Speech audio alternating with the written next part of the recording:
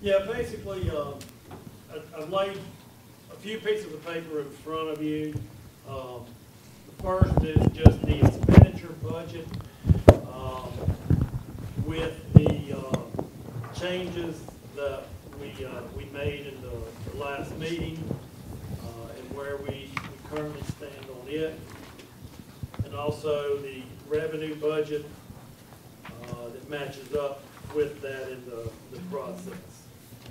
Currently, where we stand is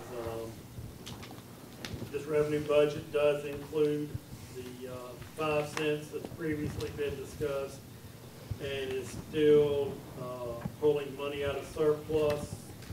On page 3, got 5 lines up from the bottom, you will see that, maybe 6, of a little over $1.4 million being pulled from the surplus to go towards the budget. The primary item that I think is left to go over, and I think one of the primary reasons for the request for this meeting was to talk about the school resource officer's position, the school security officer's position. Our former public information officer and our current public information officer have been working jointly on the verbiage for our grants, and I think that, or when I met today with the sheriff's office, going through some of that, working on all that information. As you know, it's going to be very competitive in getting that grant. So on the school resource officers, you've got a page sitting there, stapled together. The one's labeled 34, the other's labeled 36. And that is showing a proposed budget for the school resource officers for the general fund for 4 officers totaling $216,000. It is showing the proposal for the school security officers in the amount of $212,000 on it. The next thing you have is a memorandum from me.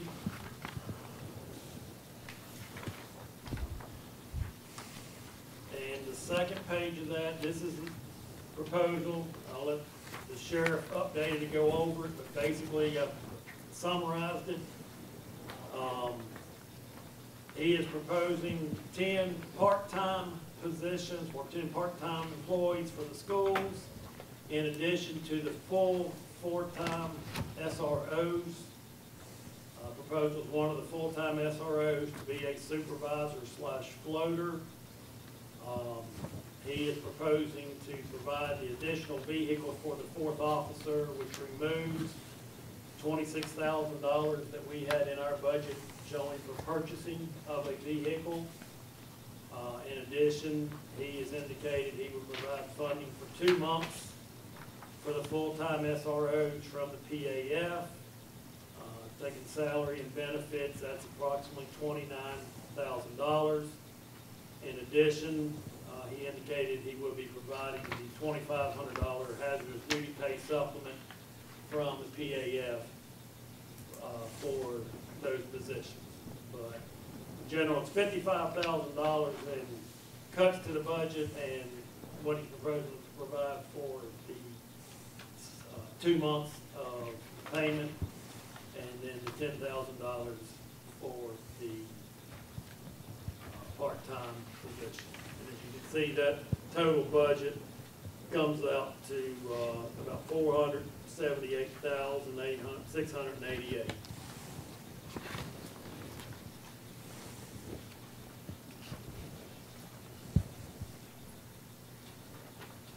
Now, Mr. Klein, I think put these numbers together. The sheriff has laid on your desk a spreadsheet, and their numbers are going to show a little bit different than mine, because they don't have the full line items, all the budget items in there, but in general, they've got the things working out relatively close,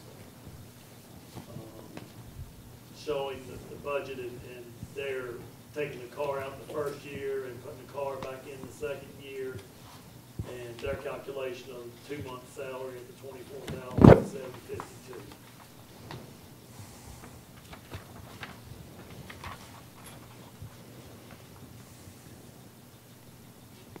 So the summary of what's in the budget is $418,000.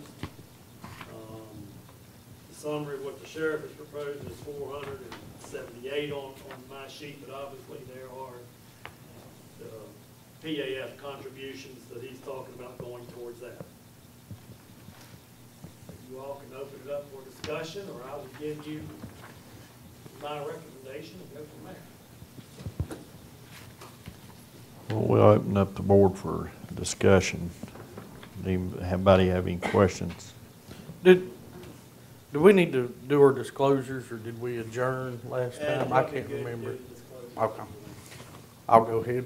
I, Brian Vaught, as a member of the Wythe County Board of Supervisors, declare pursuant to the Virginia Conflict of Interest Act that regarding this matter of budget discussions involving the Wythe County Sheriff's Office, I have a personal interest because I'm a full-time employee of the Wythe County Sheriff's Office, which will be affected by the matters to be discussed in our meeting today, and I declare that I'm able to participate in this matter fairly, objectively, and in the public interest. Okay. I, Ryan Lawson, as a member of the Wythe County Board of Supervisors, declare pursuant to the Virginia Conflict of Interest Act that regarding this matter of the budget discussion involving the Wythe County Sheriff's Office, I have a personal interest because my husband is a full-time employee of the Wythe County Sheriff's Office, which will be affected by the matters regarding the budget to be discussed in our meeting today. And I declare that I am able to participate in this matter fairly, objectively, and in the public interest.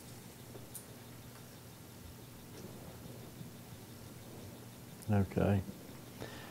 Now, Since school security officers actually fall under the school, if they're doing it, I'll go ahead and read yours. I was gonna say, do you want mine done? I, Gene Horney, as a member of the Wythe County Board of Supervisors, declare pursuant to the Virginia Conflict of Interest Act that regarding matters of budget discussion involving the Wythe County School Board or regarding the Wythe County School Resource Officers, budget matters on the agenda being discussed today, I have a personal interest because I'm a part-time employee of the Wythe County School Board and my wife is a full-time employee of the Wythe County School Board, which will be affected by the matters discussed in budget or to be discussed in our meeting today. Request, and I declare that I am able to participate in this matter fairly, objectively, and in the public interest. well, until Debbie reaches, she's worked 4 days this year, until she gets anywhere close to $5,000, then I'll declare that she's a part-time employee for the school board. I don't know that there's that many days left in the school year. I have a question for the sheriff, or maybe find whoever. Sheriff, what type of training does it involve for the part-time SROs? Part-time SROs? Yes. We're going to have to look for retired corrections officers or retired police officers. That's basically what it comes down to. And we've got to get some that haven't been out long enough that their training has run out. So if we can get them back in an in-service school or do online in-service with them, then they just go back to work like a regular deputy. Okay. And if you're not able to find enough of those, is it the full academy? Is it the same as? It would be. Okay. Yeah, it would be, but that, they'd have to be more than part-time to be able to attend the academy, because that's full-time for 18 weeks. And then when they got back, because of the Obamacare legislation, they wouldn't be able to work in the school. They're limited in their work to school less than 1,500 hours. Is that right, Steve? I believe it's 1,500 hours that they can work in the schools. And they're right at if you keep them in there 180 days, they're going to be right at about 1,440 hours. So you don't have a lot there to play with. So if you actually had to send somebody to an academy, But we found out some different stuff.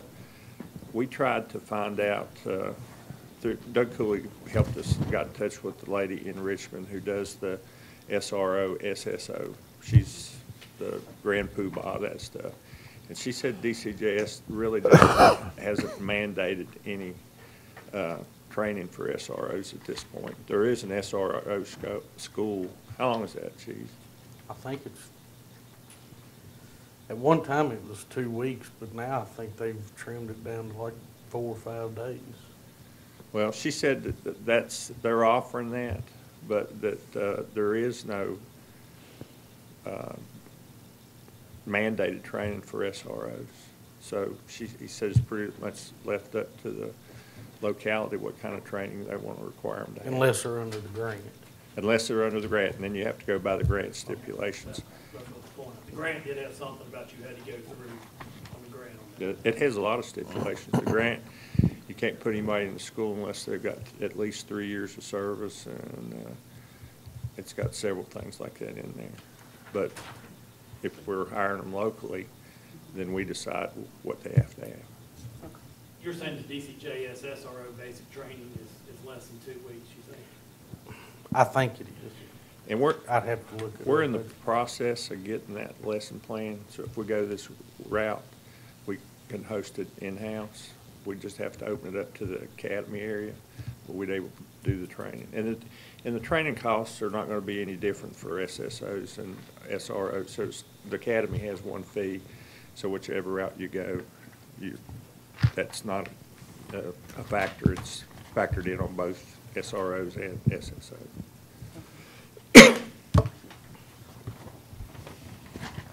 Anybody have any? Stephen, on the memo that you put in, or gave, or the numbers with the memo attached, Yeah. you've got 478, 688, Yeah.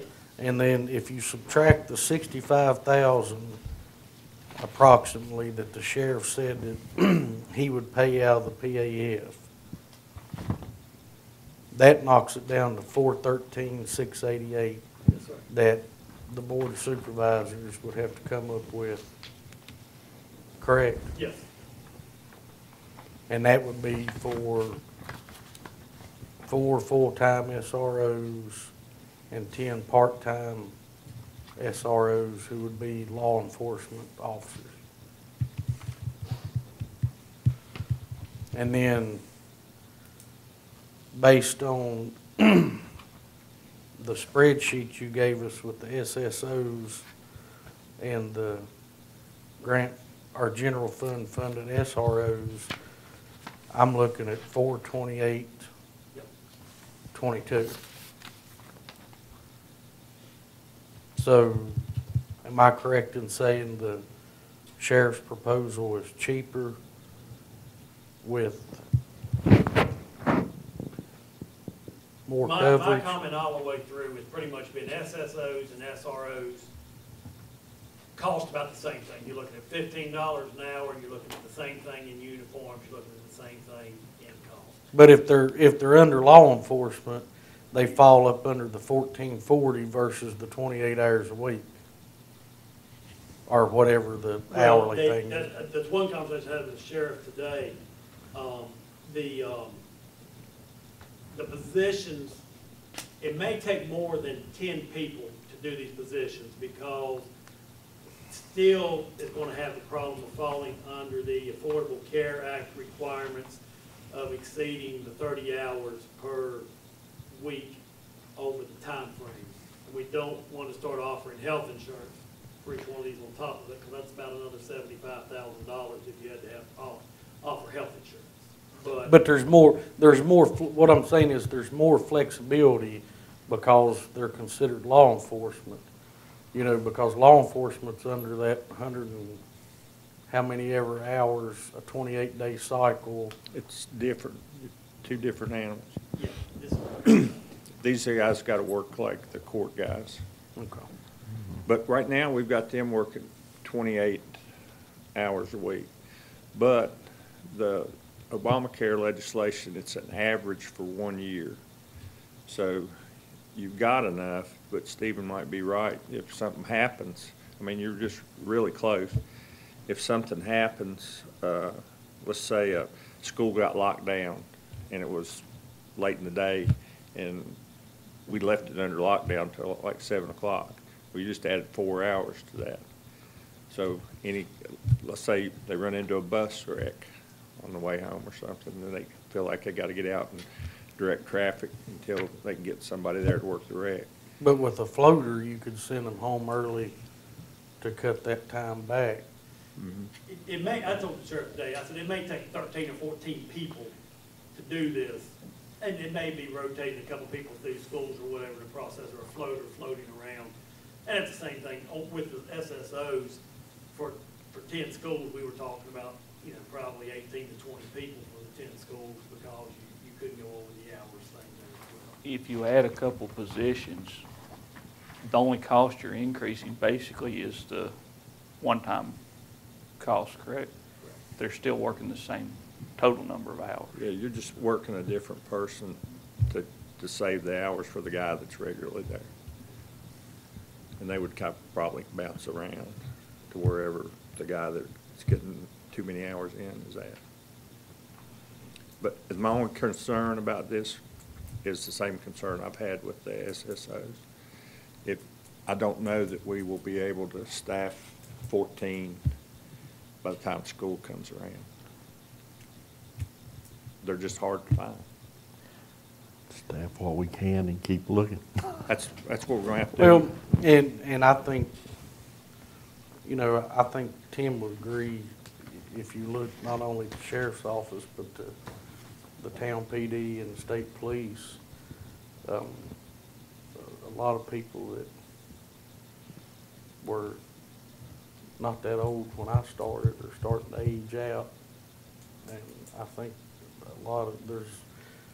looks like there's a large group that's getting retirement age that may take retirement if there was a deal like this. Well, we already had a couple of deputies that could retire now if they wanted to, that haven't. And I know at least one of them is very seriously contemplating trying to flip over to a SRO position and just go ahead and retire. And the other one's thinking about it.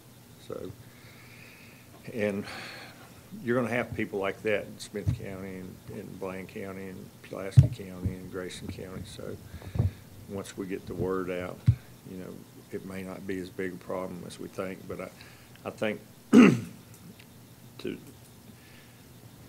when school starts, I don't think we'll have enough ready to go.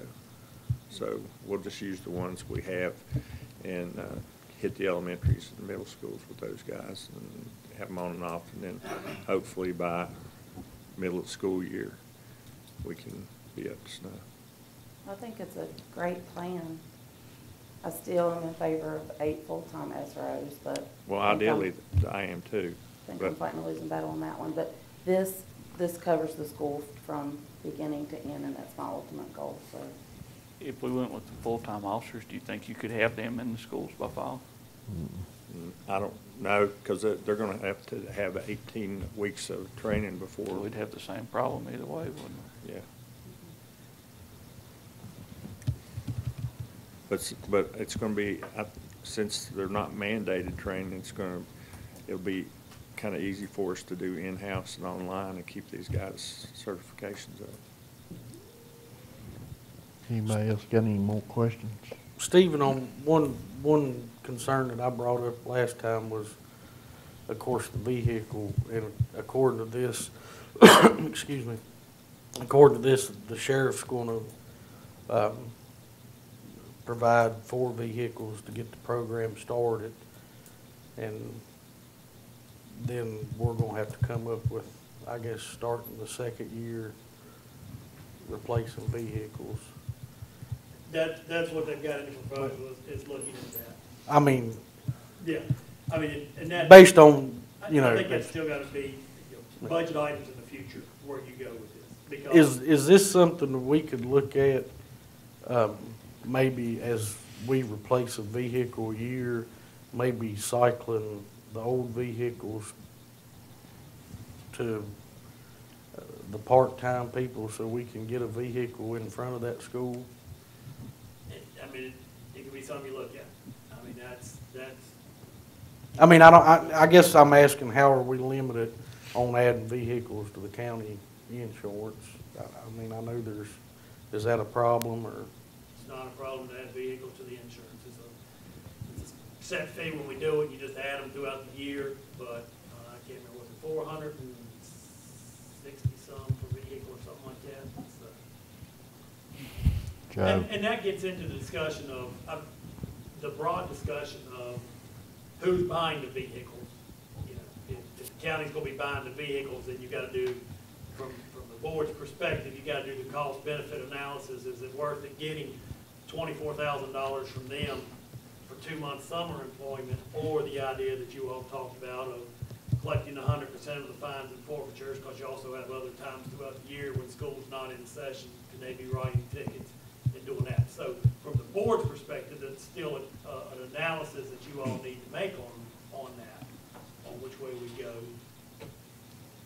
But I'm just gonna tell you, sitting here, my concern is not how many tickets they can write when school's not in session. My concern is how many hours they can spend protecting that school. And I don't wanna get on my soapbox about writing tickets and generating revenue. Well, I'm just saying that I- because that's the sheriff's proposal. Yeah. Joe, you had something? Yeah, we're here only to talk about the money. We're not doing a contract on this. It's gonna be with the school board, right? No, this understand. wouldn't be. The sheriff is proposing doing part-time school resource officers under him instead of. That's Yes, exact, sir. I understood all that, Yeah. but I think the MOU needs to be between the sheriff's department and the school board, and we fund it. We're not in the contracting business with constitutional officer. So let's make sure we're on board if that's what we're talking about. If we make the money available, it goes to the school board for budget purposes only. But No, it goes to the sheriff's department. How they work and which school they work at is what I think Joe's talking about is between the sheriff's department and the school board. We have a MOU for the SROs with the school. Didn't you I've get got a that? copy of it. Yeah. well, I Stephen? would think that with this new program, it needs amended or rewritten, We do that every year. because you had, in previous conversations, we talked about all the days that a deputy's not there at a school for vacation, sick days, and all those things. And although it's been misrepresented, that's my biggest problem about the car out front, is if we've got a local person that's sort of having mental problems, they're not gonna hit that school the day the car is there. If they got any intelligence at all, they're gonna go the day the car is not sitting out there. I understand the value of cars. Kentucky Highway Patrol for 50 years have believed that an empty car makes people drive safer. They'll park them in the median. In the early 60s, they put a cardboard mannequin in them. That didn't look too good, but got a lot of press. But is there going to be somebody at the schools with this program? Yeah, and I mean, there are not going to be vacation days and training days. there can be vacation days and training days with this program because we got the supervisor as the floater who can take that person. And where the high school and the middle schools are together, we're going to have the additional part-time SRO. So if something happens, somebody has to go to court or something. Because that's where most of your court cases are going to come from, is the high schools. Those guys make cases, on the students, and they're going to have to be in court sometime. Now, the guys that are in the middle schools and the elementary schools, I don't see them there much, but, we do get a rowdy parent or two every year out of those schools. Well, the other thing is on the revenue side, there are 2 points. I know that interstate speeding tickets is an issue, and Sheriff Worrell, I guess, is the new sheriff. They've just put deputies on the road, right? They better learn where the county line is. They chased one the other day and had him pulled over right before you get to Wythe County. I don't know where the deputy was sitting, but it evidently had been a pretty long run. But the other revenue thing, and just to humor an old hard-headed man, would one of these two officers look at writing tickets to these people, even if they're warning tickets, that's got the plastic tags? I've got one in my district that was driving a really nice Jeep Wagoneer, and one of you guys gave him a warning ticket. He immediately went and bought tags. And I think a good portion of those people would do that. But everybody does it, so it must be all right. Well, it's not all right. They may not have insurance on that vehicle. We're not getting any personal property taxes off that vehicle. And that would help offset this number here a bunch. Well, we might as well write them a warning ticket because the judge doesn't ever convict them. Well, do they have to pay court costs for showing up? He dismisses the whole Yeah, thing. but And they don't even have to show up. depends on No, they how have to he show does up. it. Or the court cost or not. Aggravation, though, if they have to go to court. Yeah. Are you looking at putting officers in all the part-time officers in all the elementary and all the 3 middle schools? Yeah, well, the schools, Fort Chiswell and Rural Retreat will have a SRO and a part-time. Part-time and a full-time? And that'll leave us, that'll actually leave us one for, there'll be one in every school, School. not just part-time. They'll be there all the time.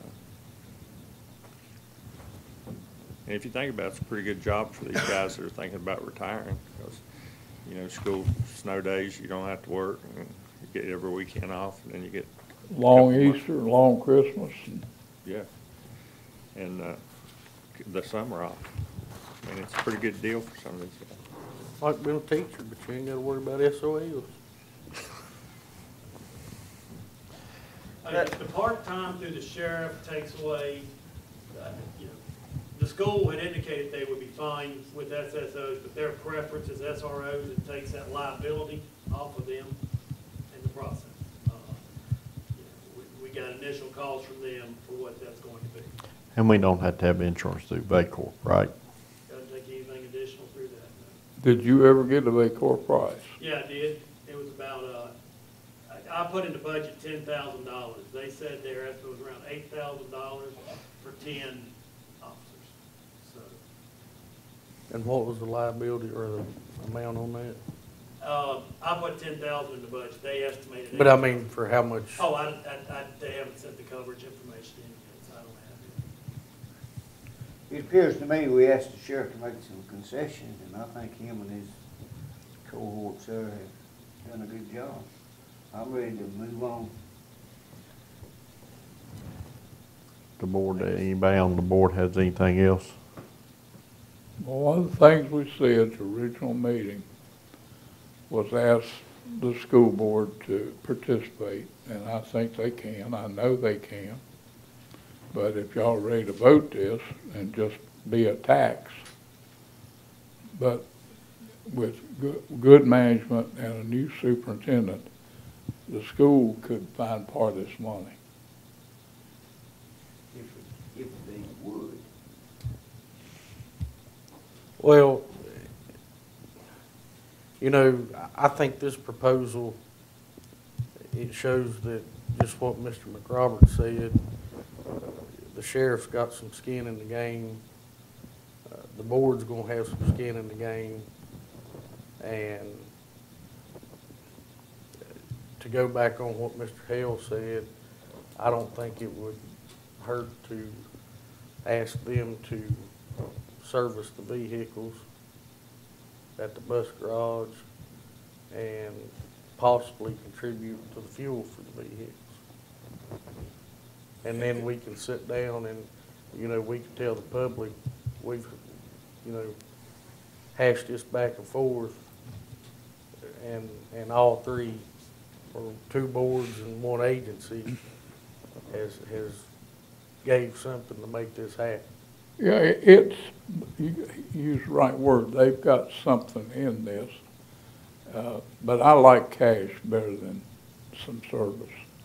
Well, gas keeps going up, it's 6 of one, half a dozen of the other. Well, it is, but looking at the budget, if we went back to them and asked them to participate at some level, if it's 10% of this, we know they can do that.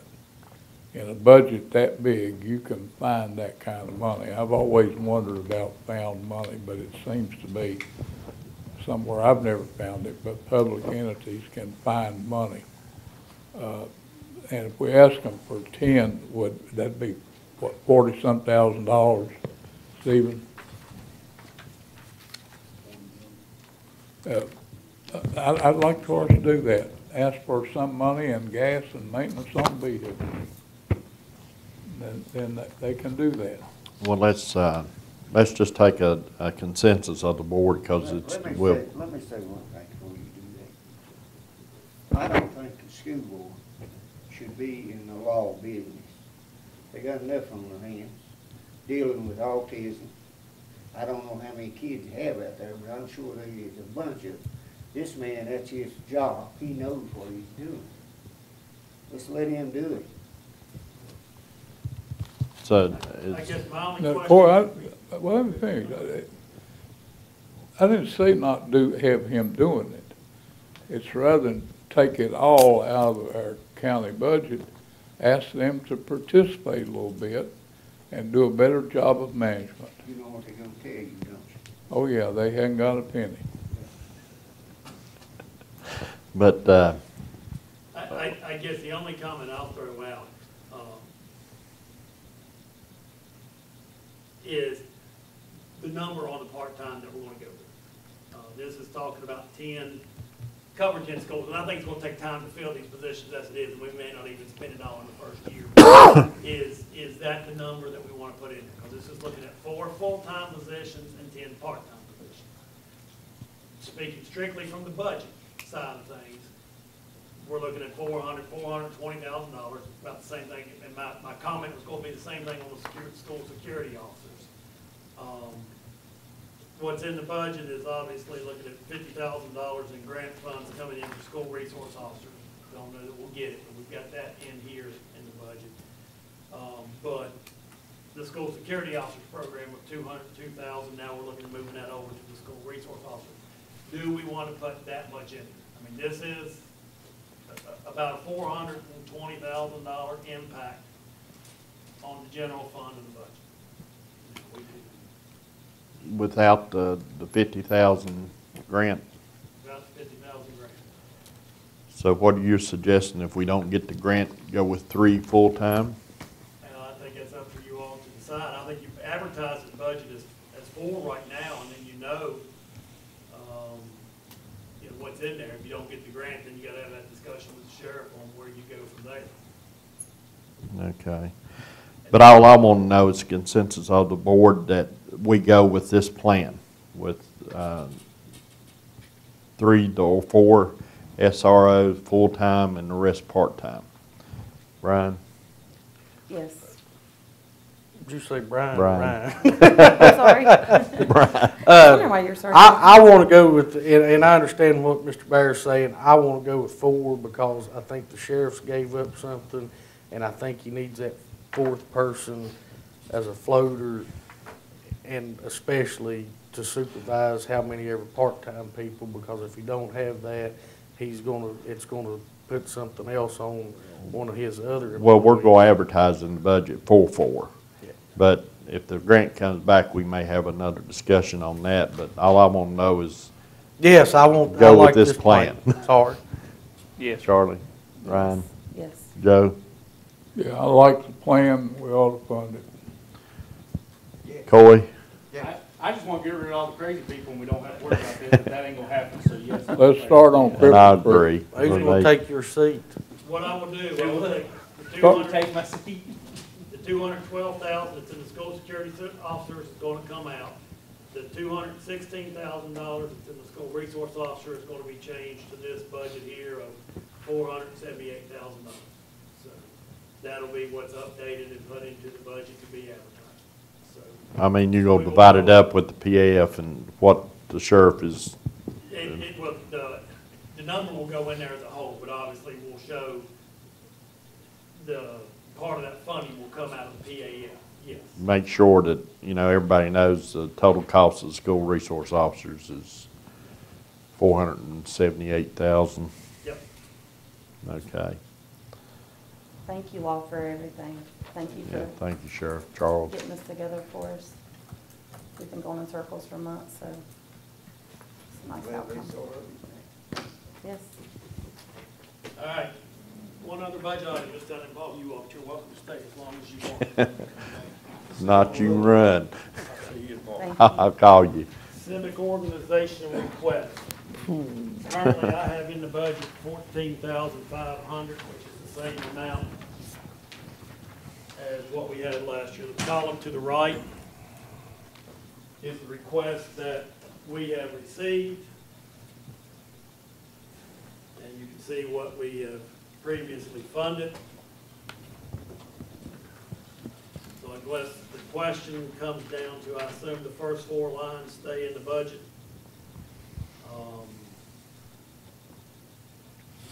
The next three and the any out there are, I think the Heritage Foundation would benefit us with their regional programs that they're doing now. You know, and I'm neither Bowling Wilson. I mean, $100. You know, the town gives them 1,000, and they do bring a lot of people into the town and spend tax money. I think we should at least give them 1,000. Which one is that? Edith Bowling Wilson Museum. I don't think we can afford to take on any more organization requests with, at the same time, we're getting ready to advertise tax rate increase. In a perfect world, it'd be nice to fund all of them. I look at the return we'd get off the investment of the funding tool.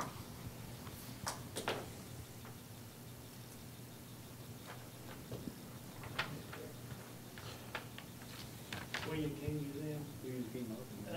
They came in here, a couple people came in here that last day of the budget, Who? if I remember correctly. They William do. King Art Museum. They're Yeah. the ones that do a lot with the third grade, I believe they I said. think so. More Abington based, I believe, Mhm. is where they're out of.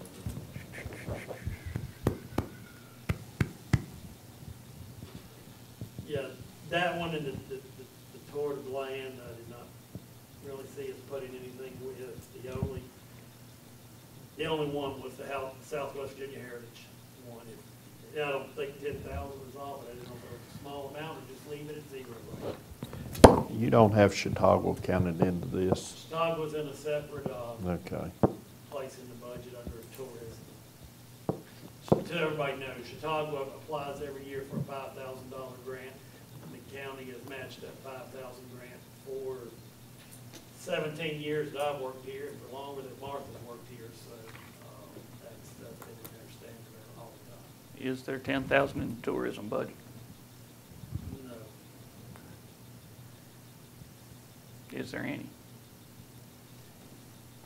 technically, no. All of our tourism dollars that we're taking in are accounted for in expenditure dollars.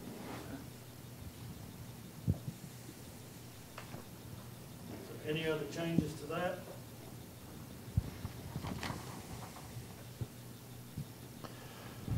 Okay, we won't go on to the 6-year plan. No. You go wait. Yeah, gonna wait on it, but I do have one additional item for budget discussions that I did want to talk to you all about. We'll do it for the budget committee, but I decided since everyone was going to be here and time was of the essence, it would be better to go ahead and talk about this in budget committee, then we can recess. We talked about this in,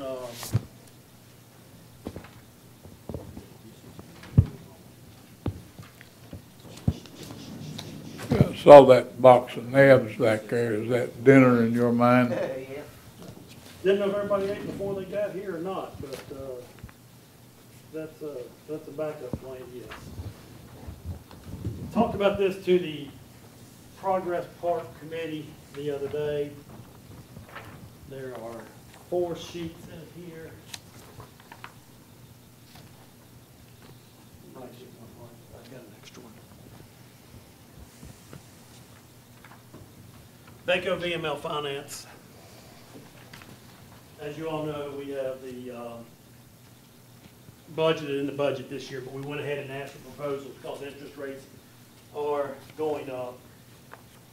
We have the $8 million payment that is due and payable in August. What's the interest rate on that now? Very much lower than what's out there now, or what's proposed. It was a 5-year rate at a little under 2%. It was a taxable rate, as a taxable bond. They put the proposals out. The first one you see is 20 years at a 4.8%. Do not recommend that. Second one is a 15-year, 3.98%. Debt service payment of $672. That's about $90,000 more than what our current debt service is on it. I do not recommend it. Option 3 is a 15-year payments and a 20-year amortization of 3.98%. This provides an annual payment amount of about $559,000 and then a balloon payment at the end of it. That is initially that was the recommendation that I have down the way. Once we sell the lot out in Progress Park, then you can take the sale of that lot and apply towards paying this off. And that's where we've always stood on that. So my hopes are in 15 years, the lot that we graded with all this money is certainly paid off, is sold and paid off in the process. That's why the 5-year note was out there in 2013. It was anticipated by 2018, the economy would have recovered and there would be a lot more industries located in the area. The last one was one is a recommendation that the committee came up with, or came through committee of a possibility of taking an initial payment out of our reserves right now and then paying for the rest of it over the 15-year payments. It makes sense, it saves in the end a couple $100,000 total over the length of it, but at the same time, we're hoping to save more than that just by selling the lot and selling some lots and being able to pay this off sooner or apply any payments towards it. But I just wanted to get some guidance from the budget committee, and since everyone was here, I thought I'd just talk to the board, get a little bit of guidance so we can talk to our bond counsel and the Baco VML Finance and go ahead and look at getting this done. My recommendation would be us looking at going ahead and doing it this fiscal year and amend and appropriate the budget, because I just do not feel the rates are going to decrease any or stay the same over that. And we can go ahead and do that earlier. If we do option 3, that's then at the end of the 15 years, we go out to come up in, or 20 years, come up with almost $3 million. Yeah.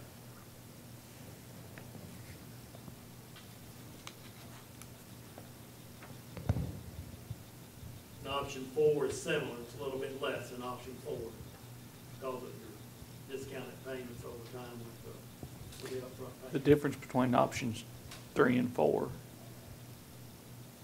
Basically, the only difference is $1 million up front. is the interest rate and the Interest rate's payment is the same. Yep. And the current payment is $580 Current payment is $580. Yeah. So option 3 is probably the easiest for us to process and go through. We would advertise a public hearing for amending the budget because this would be paying it out of this fiscal year instead of next fiscal year. So we went ahead and did that. When we adopt our budget for next year, we would take that out of it. It's in there for right now for next year. It's due August 1st, and we have to have everything lined up to pay it next year, or we can go ahead and do it earlier this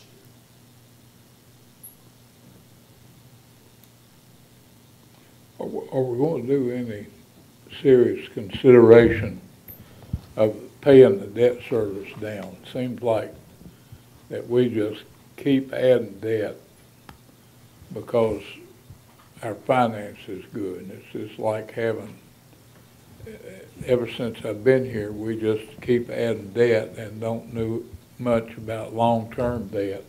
Well, this is obviously not adding any debt, but. Well, just about this one, but we're doing it in plenty of other places. And we might as well get ready to deal with sticker shock on interest. But if you compare what you get on the county budget, what's being paid on that interest, and you turn around and you pay this, if we can physically pay $1 million to reduce the debt, we ought to at least take a look at, is that a sound business principle to reduce that debt and save money? The thing's been there, how long? It's not 5 years we've been paying. No, that's a refinance from before. So how long have you been paying on, what was it, 14 million to start with? It was 10 million to start with. So it's 8 now. Well, the question, how many years we've been paying this exorbitant, well, it's not exorbitant now, No. but it's getting ready to get Yeah. serious. You're not paying the principal off. How bad would the $1 million hurt us? Well, How close are we gonna come in October to our threshold? right now, we've been above that threshold and holding steady. But we do have,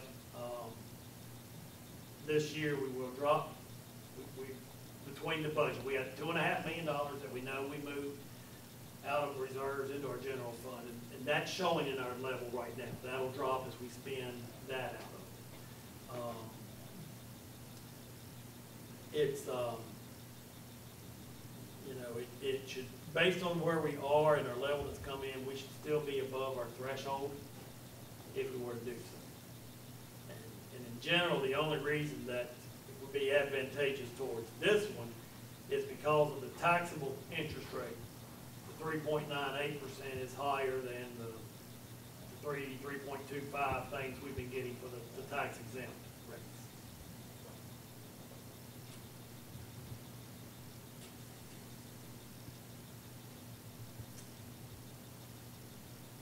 But, Mr. Hale, you are correct. The goal on Progress Park and what has happened all the way through is as lots sold in Progress Park, we paid off the debt. And that's why there is no more debt on, there was two loans on purchase of the property through rural development. There was a $2,046,200 loan for the inland port project that built that road all the way up through there. And then after several businesses, WTI, Brewer, Gatorade, Amcor, all those located in there, those proceeds came in and were paid towards eliminating that debt service. So currently, this is the only debt service we have on Progress Park out there.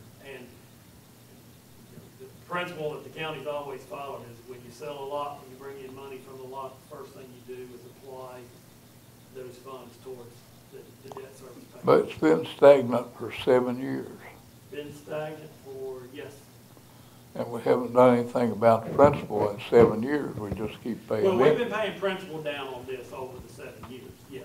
Well, if, But, okay. yeah, When you say the lot's paid, what we're really talking about now is the debt for grading lot 24. And you said it started out at 10 million, not 14 million. So that's been going on for how long? The rating finished, what, 4 years ago or 5? Probably 5 years ago, I don't remember the details. So we've only, if I read these numbers right, we've paid less than $2 million on it since you originally took out that loan. Then we refinance here at, if you do it at $8 million, in 15 years, we're still going to owe almost $3 million. It just seems like to me it'd be good business to pay some on that principal.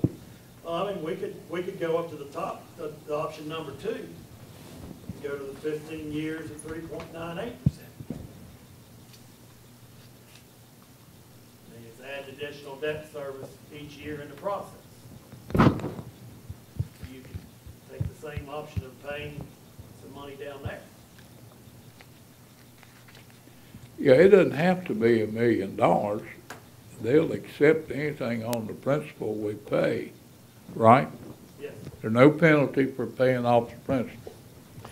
And we could do it at number 3, the 15-year at 3.98%, and look at where we are at September 30th, and if we're June 30th, look at where we are on our budget numbers, and if we're safely above, actually I would prefer to wait to September 30th, if we're safely above our principal balance we're supposed to be at, then take and apply some money towards the payment at that point in time. If you're at a point too low, don't apply the payment towards it. But that does the same thing in essence, Mr. Hale, what you're talking about. You're continuing to pay that principal down at a faster rate. You're talking about extra pay, and then if we do that at the end of 15 years, you might not owe the 2.9 You million. You won't. Yeah, you won't. That gives you something to look, I mean, you know, it's just every September, you look at it and see where you are. If you've got some additional funds, you can apply towards paying the I like principal that down. idea. I like that idea. It'd be nice in 15 years to have it paid off and not have to pay that $3 million. Well, I'm confident we're gonna have something located out there in 15 years, and we won't have to anyway. I got my fingers crossed. Okay, is everybody with consensus of number 3? Well, I want to hear what Stephen said, though. With the sale of lot 24, will that pay it all off? I would love to answer that question 100% yes, but it's all going to depend on the deal that you broker at that point in time. Well, let's just tell it like it is. We're not going to be able to sell lot 24 for the right industry at the advertised price. The advertised price would yield you what?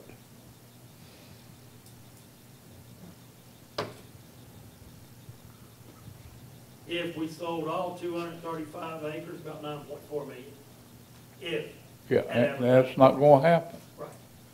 Because we're going to have to give up a lot of that for an incentive package to get the right investor and the right industry to come here. But then about 2 years out, you hope to be collecting additional machinery and tool tax and all that. That goes If around. we still have them. The real estate will kick in after the planks can finish. But it's still just good business to not keep paying against that principal when we're in an opportunity. It may not occur next year.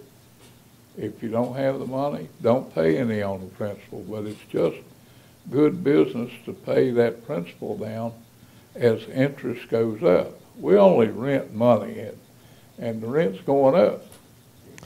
Well, I agree, and, you know, as far as our debt service, the schools has got the most. I mean, that's after we do this renovation of George Wythe, this board and the future boards really need to look at waiting before we do anything else and paying some of the school debt service off. And it comes off in 2023 and 24. I don't remember how long ago it was, but I do remember us paying off. Well, we did. Yeah, and 5, 6 years, 4 or 5 years, Yeah. whatever. We paid off. We consolidated some things. We paid some things off. and Yeah, all I of that. can't remember how long ago it was. I mean, It was It saved quite a bit of money. 2013, 14, somewhere in there we done that. Stephen, I know I've asked you this probably twice. One of these days I'll remember 2023 what comes off. 2023 and 24, almost $1 million comes off. $538,000 will be dropping off in 2000 and, let me back up. Rural Retreat School is on a decreasing schedule right now. It's at $633,000 now. By that point in time, it'll be down to $538,000. So you'll be down to 538, and the next year, 446 comes off. Right now, so you're at $1 million comes off in debt service, 23 and 24 combined. Then you have 3 more years of Max Meadows School, and that's $210,000.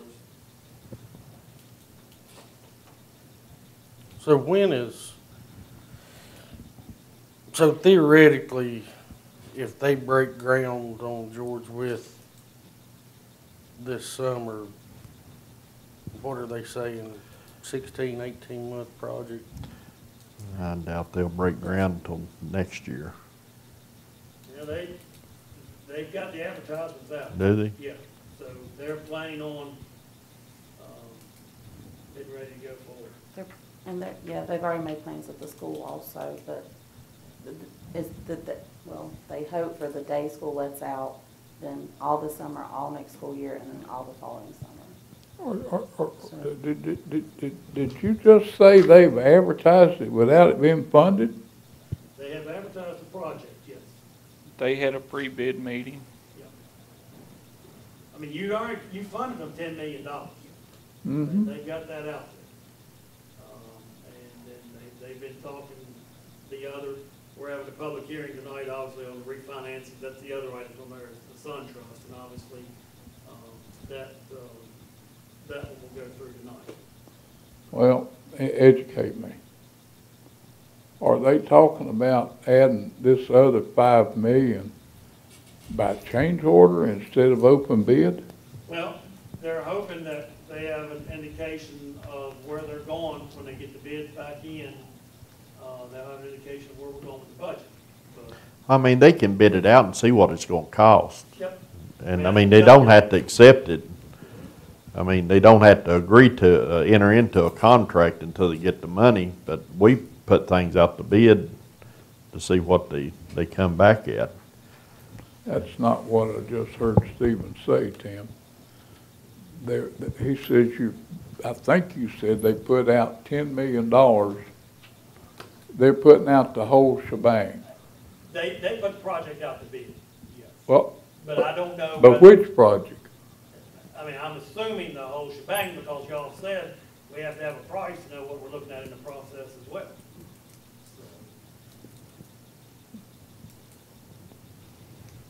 Okay. And we know tonight that after refinancing on the one, the debt service savings could provide for an additional $2.5 million if we choose to do that. And what we got in the budget is the $5 million. It was for discussion, we talked about it last time. And I know, Matrell, you said, talk about them coming up with some of the debt service on that, but that is in the budget. But I guess back to this, because I know some of y'all may want to run out and get something to eat. Option number 3. See with it for right now, That's what I think. and if we can pay down some in September, start paying down. As long as we can look at it in September and pay it down, I agree, it's a good idea to pay it down each Well, year. is that part of this motion or not? We're not making a motion. Okay. I just need some guidance here to know how to do it. If y'all want to do it as a motion, that's fine, to tell me which way you all want to proceed with it. I mean, if the majority say, let's go with number 3, then that's where we'll work for it. We'll get our public hearings and everything lined up with you all officially to vote on the bond referendum or the bond documents to do that.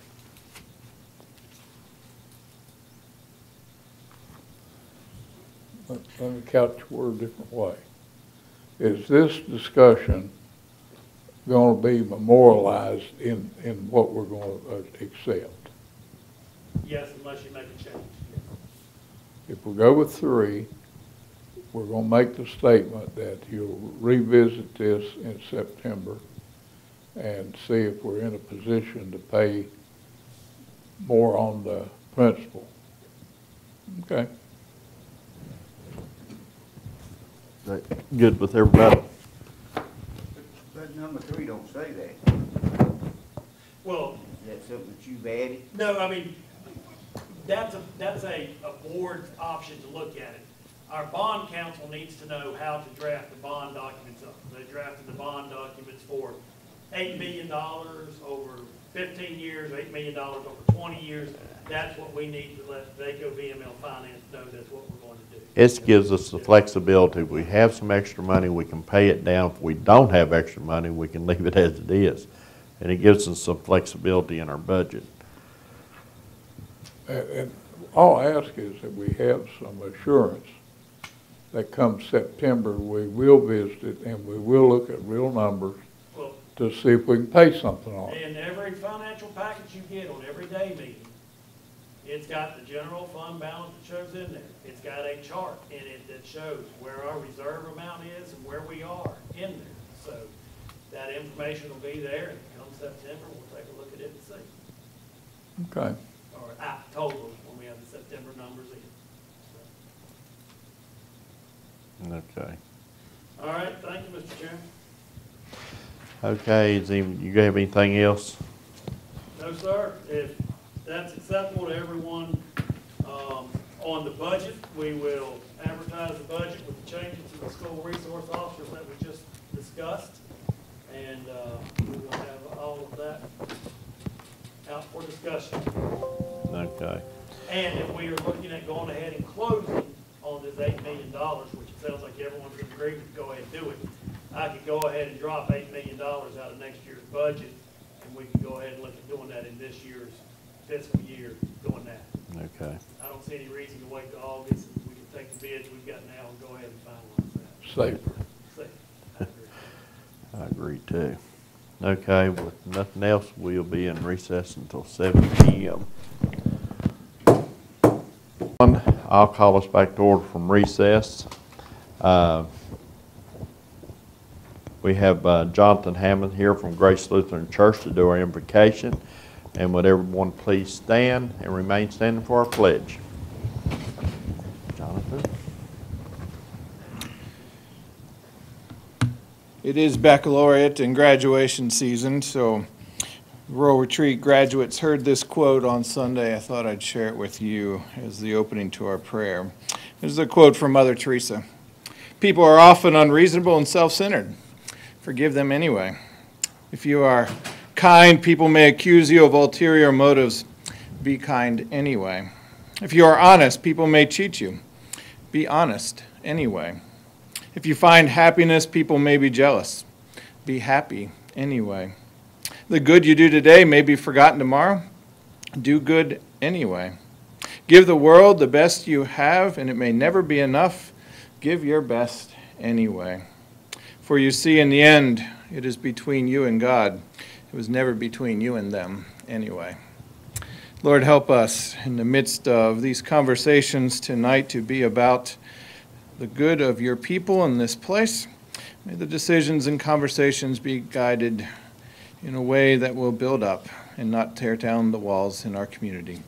Be with us this night and always, we pray. Amen. Amen. I pledge allegiance to the flag of the United States of America and to the republic for which it stands, one nation, under God, indivisible, with liberty and justice for all.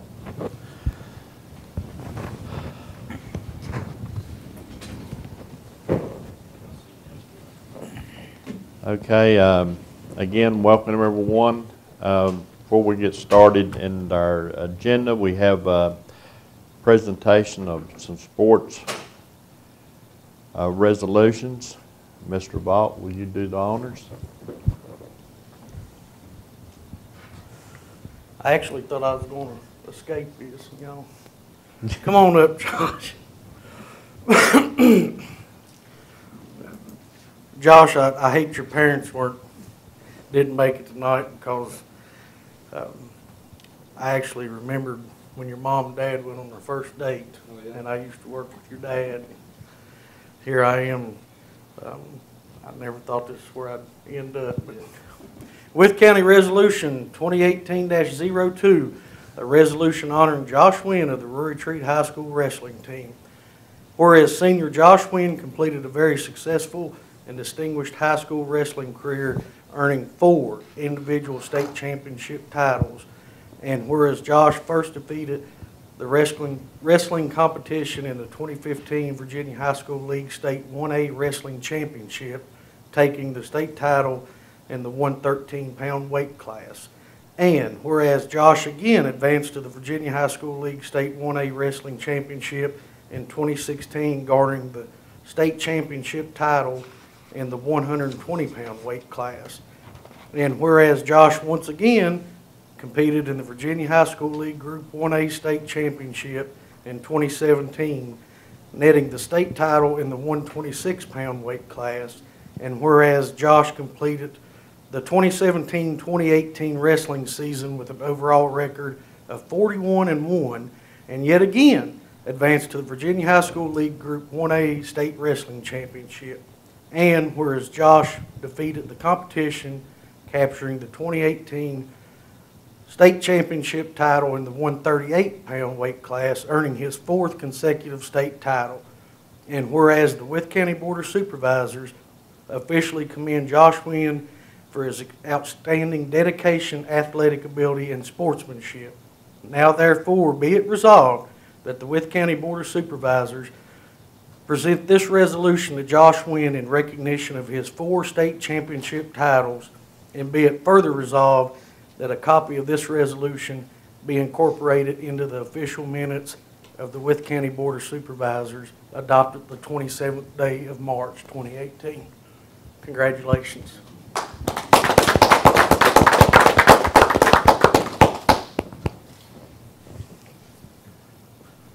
Are you continuing your wrestling career? Yes, sir. At King University. Very good. Thank you.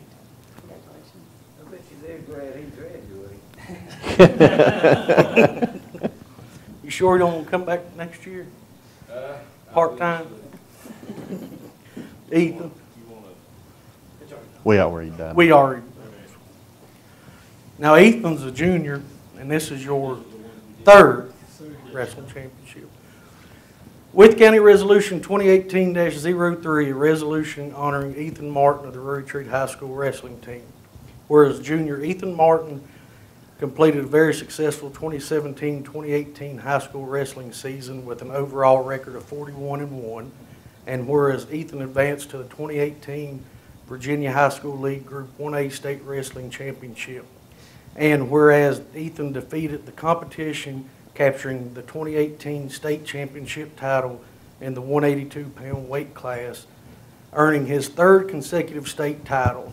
And whereas the Wythe County Board of Supervisors officially commend Ethan Martin for his outstanding dedication, athletic ability, and sportsmanship. Now therefore be it resolved that the Wythe County Board of Supervisors present this resolution to Ethan Martin in recognition of his 2018 182-pound weight class individual state championship title, and be it further resolved that a copy of this resolution be incorporated into the official minutes of the Wythe County Board of Supervisors adopted the 27th day of March 2018. Congratulations.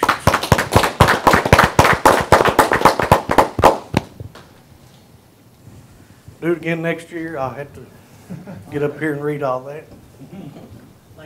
Thank y'all for coming. Y'all done a wonderful job, and keep up the hard work. Now we'll move right along with our public hearings. Our first public hearing, and I'll read the notice. Notice of public hearing on proposed issues of general obligation school bonds by Wythe County.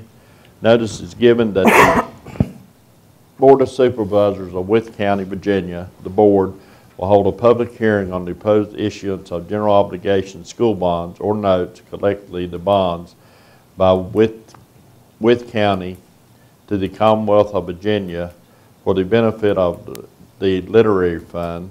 The estimated maximum aggregate amount of the bonds is $10,100,000. The proposed issue of the proceeds of the bonds is to refinance costs of capital improvements to Rural Retreat High School and Rural Retreat Middle School.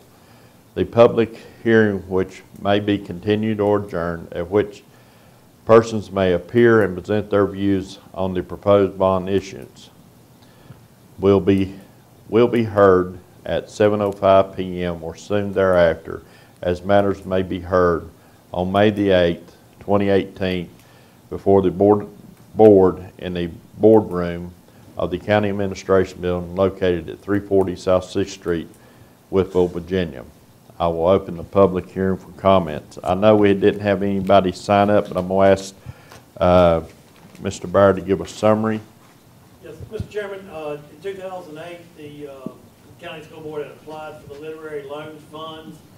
We were put on a waiting list at that point in time, and obviously the county and the school went ahead and did renovation work at Rural Retreat High School and Rural Retreat Middle School. Now, 10 years later, funding has come available in literary loans. The good news is the interest rate that was approved in 2008 is the interest rate we're able to get, and that's a 2% interest rate. Currently, this is financed at a 2.75% interest rate.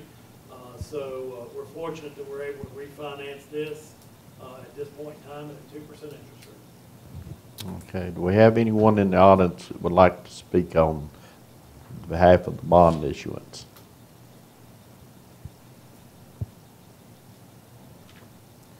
Hearing none, I'll close the public hearing. Mr. Byrd, do you want to take up this now? I would recommend adoption of the resolution and the board package. I entertain a motion to adopt the resolution.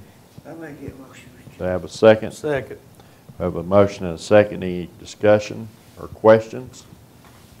Hearing none, we'll do a roll call vote. Mr. Horny? Aye. Aye.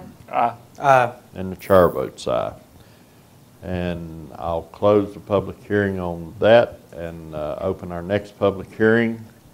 Notice of public hearing in compliance with the Code of Virginia and amendments thereto. The Wythe County Board of Supervisors will conduct a public hearing to consider adopting ordinance 2018-1 entitled Wythe County Noise Ordinance. The proposed ordinance will replace ordinance 2017-2. The public hearing will be held on Tuesday, May the 8th, 2018 at 7:10 p.m. in the boardroom of the County Administration Building, 340 South 6th Street, Wytheville, Virginia, at which time the board will hear comments from citizens concerning the proposed ordinance. A copy of the proposed ordinance is on file for the public review in the County Administration's office located at 340 South 6th Street or Wytheville, Virginia, or online at www.withco.org. I will now open the public hearing, and Mr. Byer, will you summarize what we're doing here? Yeah, Mr. Chairman, it was recommended at a previous meeting that this be looked at, and the committee got together and reviewed the existing noise ordinance. And there's not really a major change to the verbiage in the existing noise ordinance, other than this establishes a time frame for the prohibited conduct between the hours of 11 p.m. and 6 a.m. Prior to that, there was not a time frame in place for any of the items except for there was a section that said to create plainly audible noise in residential areas between 11 and 6 in connection with lawn care, leaf removal, gardening, tree maintenance removal, or other landscaping, lawn, or timbering activities. Basically what the committee recommended was taking 11 p.m. to 6 a.m. and making that be the hours for the enforcement of the ordinance throughout, and adding to that section that I just read that the unnecessary discharging of firearms in residential areas be prohibited also. Okay. And now I open the floor up for anyone that would like to speak pertaining to the noise ordinance. What, Mr. Barrett, what'd you say the last part about the, Section number 4 of the ordinance added that to create an audible noise in residential areas in connection with lawn care, leaf removal, gardening, tree maintenance removal, other landscaping or timbering activities, and added unnecessary discharging of firearms. Between the hours of 11 and 6. You can't go out and target practice at midnight. Unless you have a reasonable reason. what does this, I know when the previous board passed the ordinance, it was asked if business or factories were exempt. That's still not been added. Has not been added. The only thing that this does restrict it between 11 and 6 a.m., whereas anything during the daytime hours now is not restricted by this ordinance. So factory noise and whatever during normal hours are not applicable. But it But does during the hours. You know, I have a problem with that not being exempted. And, you know, I've got somebody in my district that somebody, and it's up to 20, 25 times now, they call anonymously about dogs barking. The sheriff's office goes out there. I think once the dogs were barking, of course, the police car was parked there. That's what dogs do. And, you know, this gentleman has no civil remedy because this person is basically using this ordinance in the sheriff's office to harass him. I thought we had in this that it couldn't be anonymous. You had to, That was the property maintenance ordinance. probably, And I think that needs to be I agree, I added think. in here because this guy, I'm talking, it's 25, 30 calls. And I'm sure you know who I'm talking about. And, you know, that's my problem with it because he's using this ordinance in the sheriff's office to harass somebody that he doesn't like. I talked to Darlene, and I asked her about the call volume with the noise ordinance, and she said it's pretty high, and the majority of them are anonymous. And a lot of times that's because you don't want the neighbor to know, you know, that there may be a legit reason to call, and you just don't want the neighbor to know that you're the one who did it. But a lot of the times it's the same people, like what Mr. Ball's saying, so I think they do need to attach a name to it. I can honestly say that when we first done the noise ordinance, I got very few calls. When we done this, I got several calls. People was afraid we was going to rescind it. So I'm not I'm totally against rescinding any of the ordinance. But Oh, and I, you know, I know Mr. McRoberts, the deal with the siren, which brought all this about, it's definitely needed. But, you know, you look at the way the ordinance written, if somebody calls at 11:30 and says Gatorade's making too much noise, by the ordinance, we have to send a law enforcement officer down there and tell Gatorade we've got a complaint. well, I think we're getting into things that we're going to have to rewrite and have another public hearing if we implement all these changes into it. Yeah, I think it depends on what you add. If you take things out, like if you took out item number 3, to allow any animal or bird to make a plainly audible noise, I don't know if you're wanting to take that out or not, but that's the cattle one we hear about quite often. You know, if you take some things out, you don't have another public hearing, but if we add some things in, then would recommend it. You know, your recommendation may be to get it back to committee and work some of those That's things my out. recommendation, to send it back to committee. Get everybody get their comments into Mr. Bear, and we'll close this and reopen it again. Schedule another public hearing. Okay. Citizens' time. Do we have anybody here that would like to speak during citizens' time? Hearing none, we'll close citizens' time. Payment of invoices. Entertain a motion to pay the invoices. I'll make that motion. to pay the bills. Have a second? Second. Have a motion and a second. Any invoice or any bill that any board member would like to pull out or question? Hearing none, we'll do a roll call vote. Mr. Vaught? Aye. Aye. Aye. Aye. And the chair votes aye. Next item is approval of our minutes of April the 24th and May the 1st of 2018. I entertain a motion to approve. I make a motion to approve that for 24th May, 2018. We have a second. Second.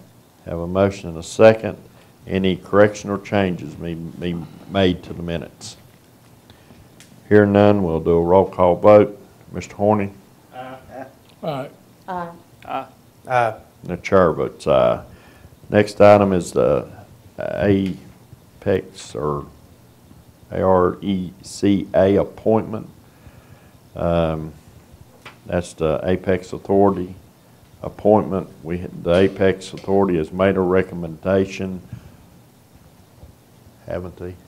I was still in the meeting last time when they covered this, and didn't get down to the beginning of their meeting. They did make a, Tam damn topping. Toppin.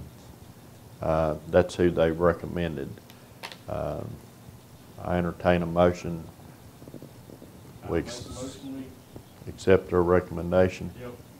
Have a second. Second. Have a motion and a second. Any discussion? I had another name. Betsy Gilman. I was getting ready to say that. Okay, well, we'll have two votes then. You making that nomination? No, I'm not. I'm just telling you, I had that Oh. name. I would like to nominate Miss Betsy Gilman. Do we have a second? Second. We have a motion and a second from Ms. Gilman.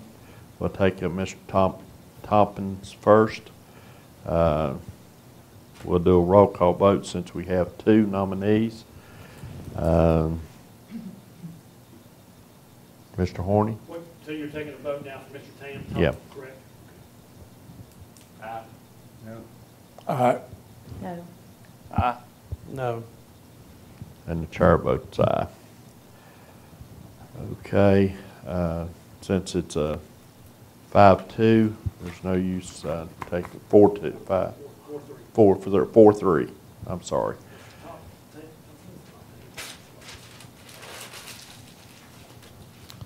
Let's see. Do we have any other business under old business? Mr. Barr. I need to make a correction here.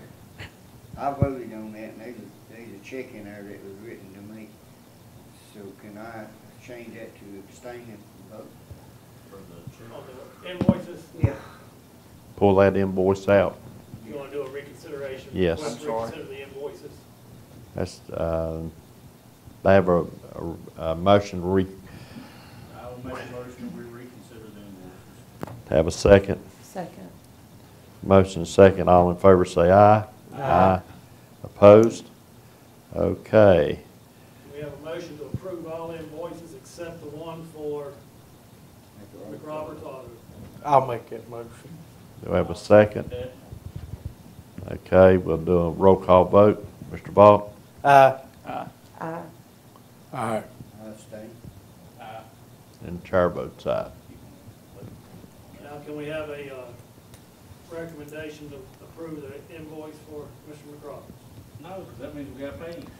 They done paid it. So moved. I would make that motion. Do I have a second? Second. Have a motion and second. Any further discussion? Hear none, we'll do a roll call vote. Mr. Horny? I abstain. Aye. Aye. Aye. Aye. And the chair votes aye. I apologize. That's okay, Coy. All of us makes mistakes. None of us is I perfect. should have caught that in advance myself. I apologize for not catching that. Mr. Chairman? Yes. I do have one item of old business. We do have a guest here that's here for new business. And it's just, if you don't mind to discuss this in new business, talk a little bit about the 6-year plan information, I would like to do that. Other than that, I Okay. have no other old business. Okay.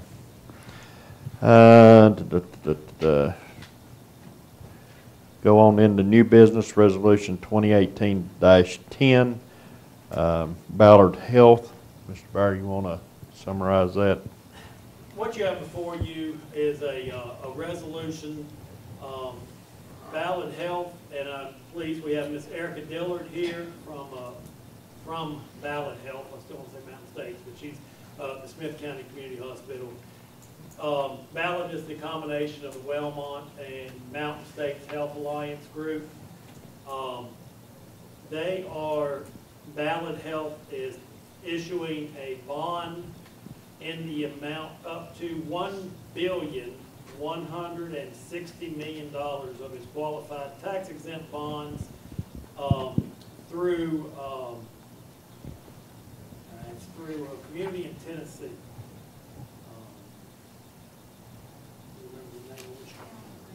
Town of Greenville, Tennessee. But because they have a facility in Wythe County, because they have a facility in Smith County, because they have a facility in Washington County, they are required to get a resolution passed by all of those localities. Smith County is considering the same thing tonight. I don't know if Ms. Dillard would like to make any comments on the bond issuance to the board. It really is just a refinance. I'll ask you to come up and state your name. No, she has to come up, she don't want to talk. Erica Dillard, and this is just to refinance our existing debt under the new organization where Mountain States and Wellmont affiliated as Ballard Health. Okay. Any other questions? Anybody have any questions? The important comment is number 2, number 2 in here, therefore, the resolution.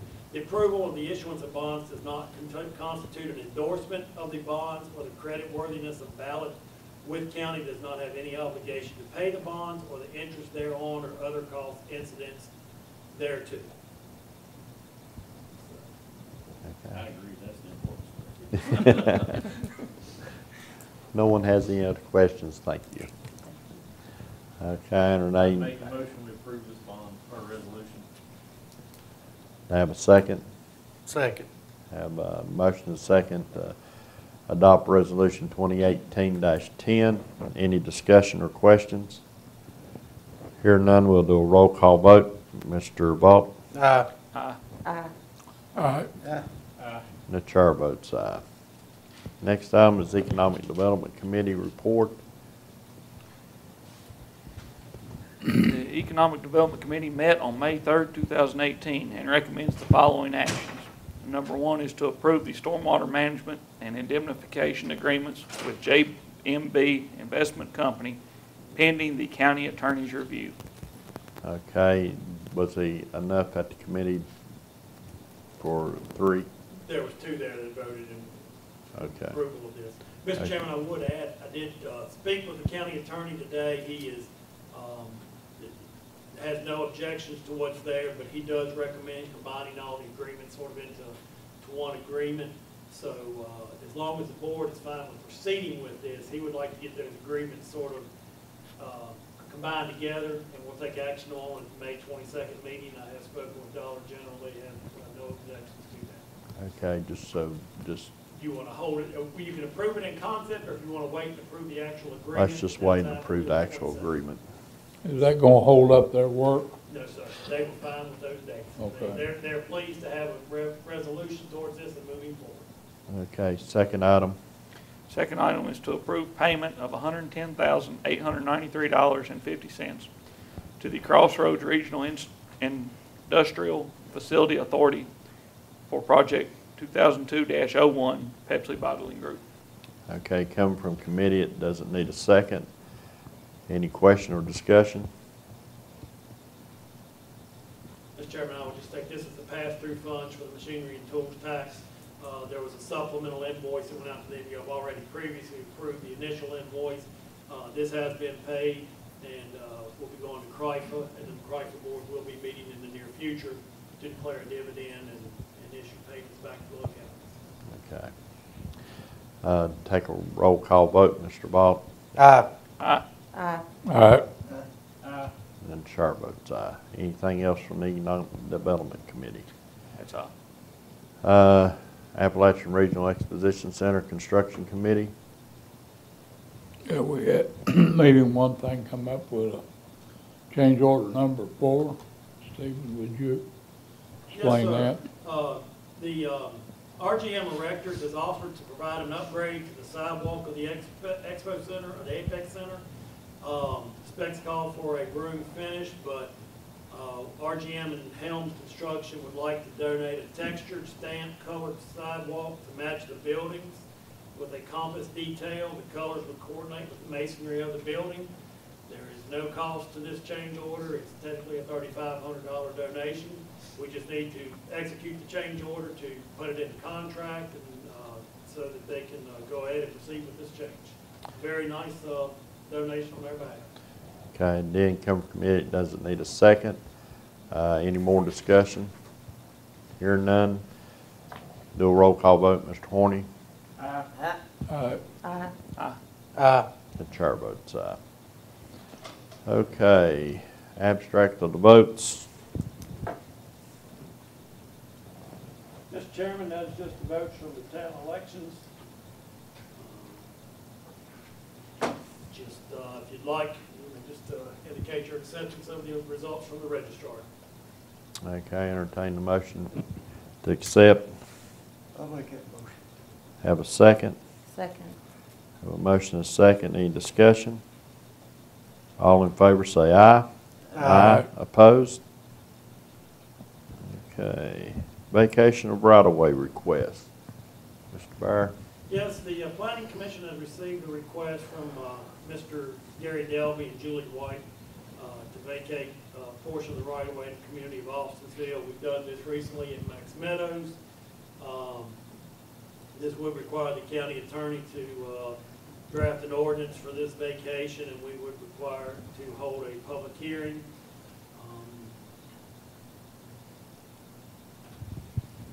The earliest that we could hold a public hearing, and I'd recommend going to the night meeting, would be on the night meeting in June, or we can move this to the night meeting in July. I know for the owner, they're probably interested in moving with this as quickly as possible. If you all would like to set the public hearing for the June 12th. Have we got anything else scheduled for that night? Currently, no. We're looking at doing the budget public hearing in May. We do have the VDOT 6-year plan public hearing. That's the only item we could add this in as well. Okay, we can do it first. It shouldn't be comment on it. Just add it on June the 12th.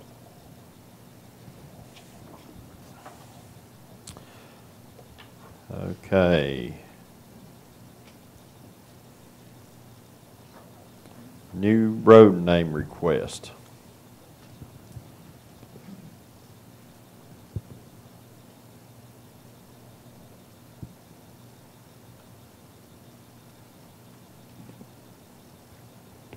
Building department became aware of new homes that were going in off of a private drive that is, has a right of way going back through there that is unnamed. There will be 3 homes not visible from the roadway per our ordinance. Once there gets 3 out there, we have or requested to name the road, and you have a request from Mr. Busick to approve the name of Wildcat Lane. I entertain a motion to approve. Where is it? It is, it's off of Ricky Road. It's off of Ricky Road. Lead Mines District? No.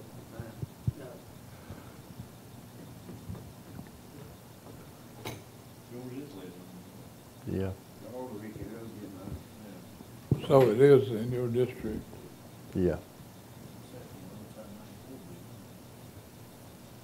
The residents are trying to get their houses up and need to get their 911 addresses. And, We just need a motion to approve that name. yes. I will make that motion. Have a second. Second. Have a motion and second. Any discussion? Hearing none, all in favor say aye. Aye. Opposed? So named. Okay, Mr. Howard, to answer your question, it's just north of Austinville Road. It's in the vicinity of where where we've agreed to run the water line out there where there's a trailer. It's a right of way that runs back up to the left in there. We'll get them right out, so keep.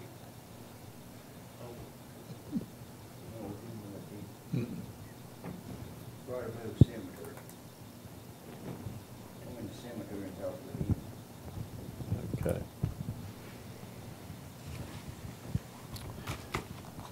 Okay, last item on our agenda is a closed session. Can we go over this, Oh, Mr. Chairman? I'm sorry.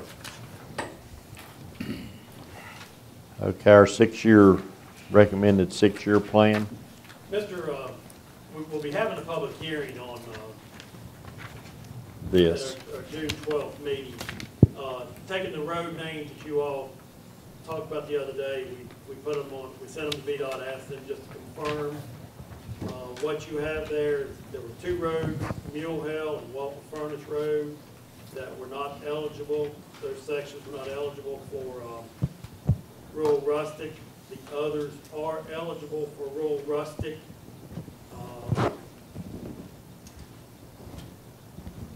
However, that totals about 9.53 miles.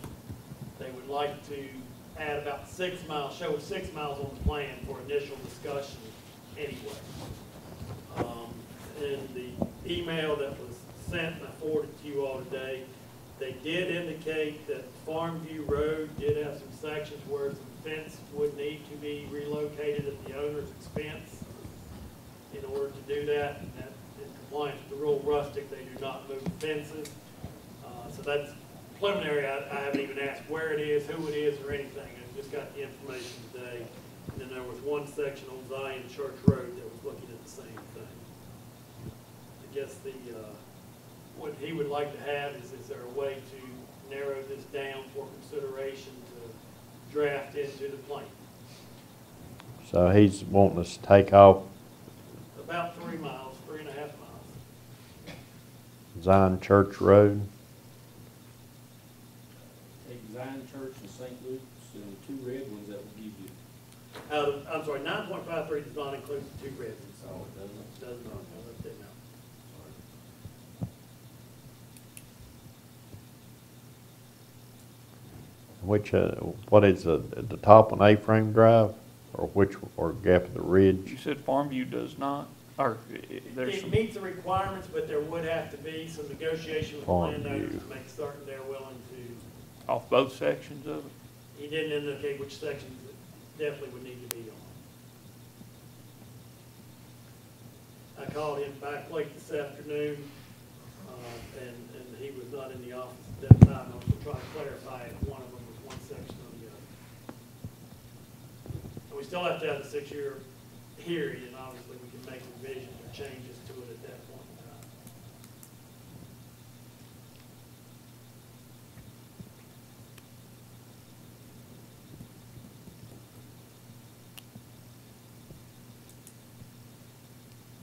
If you take Zion Church, St. Luke's, and one of the farm views off, then that gets you down there. It does. Because just because of the concern, I just looked at, if you took off the Zion Church and the two farm views, you were down a little under 6, so yes. Was there any issues at all with St. Luke's? No.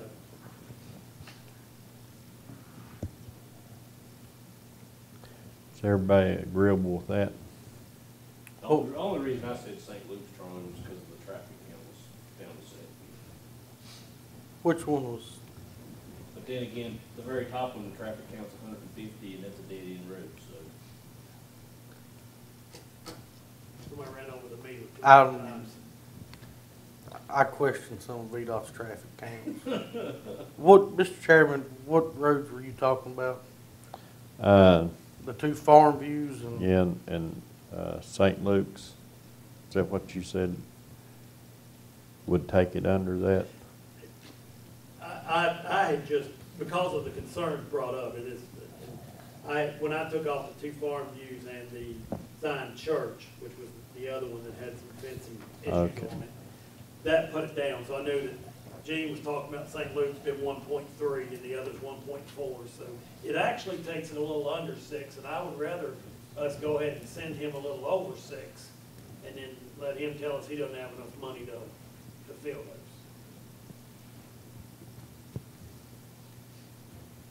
Well, I'd like to add Greasy Creek, but I know Greasy Creek.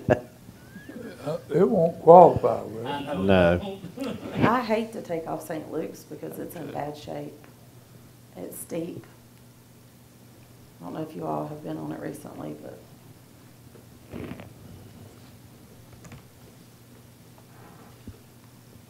I can,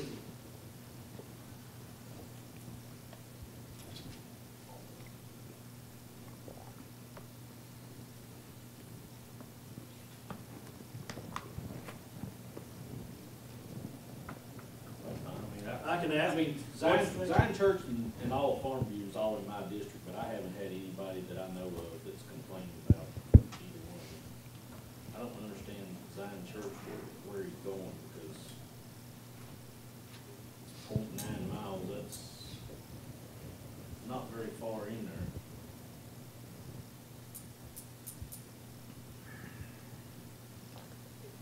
If you'd like,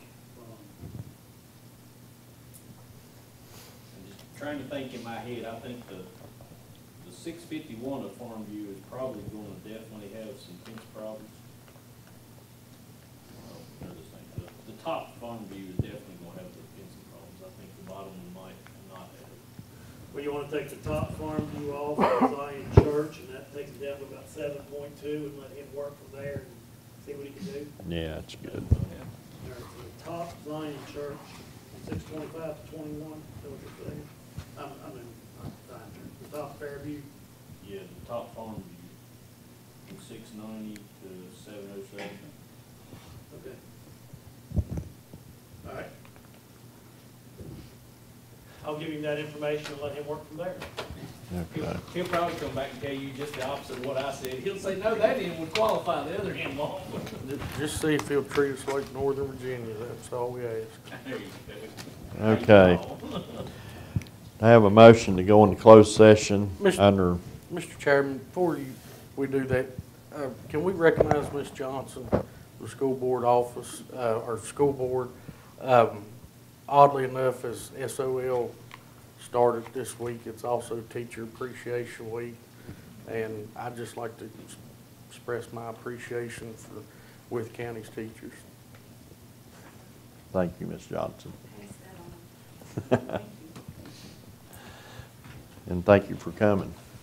Now, I entertain a motion to go into closed session under Virginia Code Section 2.2.3711-A5, discussion of prospective industry. So moved. Do I have a second? Second. Have a motion and a second. All in favor say aye. Aye. Aye. Opposed? We're now in closed session.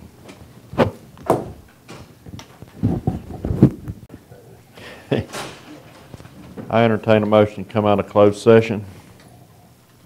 So moved. Have a second. Have a motion and a second. All in favor say aye. Aye. Opposed? Mr. Lester, will you read the certification of our closed session? Whereas the Wythe County Board of Supervisors has convened a closed meeting on this date pursuant to an affirmative recorded vote and in accordance with the provisions of the Virginia Freedom of Information Act. And whereas Section 2.2-3712 of the Code of Virginia requires a certification by the Wythe County Board of Supervisors that such a meeting was conducted in conformity with Virginia law. Now therefore be it resolved that the Wythe County Board of Supervisors has hereby certifies that, to the best of each member's knowledge, only public business matters lawfully exempted from open meeting requirements by Virginia law were discussed in the closed meeting to which this certification resolution applies. And only such public business matters as were identified in the motion convening the closed meeting were heard, discussed, or considered by the Wythe County Board of Supervisors. I have a second on adopting the resolution. Second. Any discussion or questions? Hearing none, we'll do a roll call vote. Mr. Horny? Aye. Aye. Aye. And the chair votes aye. Is there anything else to be brought before the board at this time? Any board member have anything to bring before the board? Steve and I might have overlooked the email. Have you talked to us anything about the visit from the staff of the Tobacco Commission? How'd that go? Mr. Stowers and I had a good meeting with Ms. Williams last Wednesday. Went through the necessary steps to close out the grant that's already out there. Mr. Stowers was getting all that information. The paperwork was actually already ready to go on it.